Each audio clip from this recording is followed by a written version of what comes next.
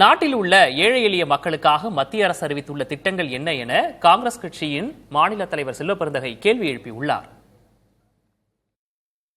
உலக பொருளாதார ஆய்வறிஞர்கள் 15 விழுக்காடு இந்தியாவில் ஏழை எளிய மக்கள் வசிக்கிறார்கள்.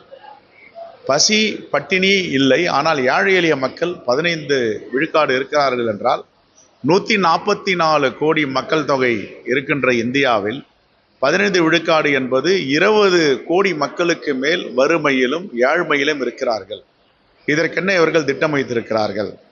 பாஜக ஆளும் மாநிலங்களுக்கு ஏராளமான நிதியை வாரி வழங்குகிறார்கள். ரீஜினல் பார்ட்டி என்று சொல்லுகிற மாநில கட்சிகள் ஆளுகின்ற கர்நாடகா, தமிழ்நாடு, தெலுங்கானா, கேரளா, ஆந்திர பிரதேசம் அவருடைய கூட்டணியில் இருக்கிறார். அவர்களுக்கு ஏராளமான நிதி. ஆனால் எதற்கு இப்படி ஓரவஞ்சனை செய்கின்ற ஆட்சியை இவர்கள் நடத்துகிறார்கள்? ஆட்சி என்பது அரசியலமைப்பு சட்டத்தின்படி எல்லோருக்குமான ஆட்சியாக இருக்க வேண்டும். இதுதான் எங்களுடைய கேள்வி.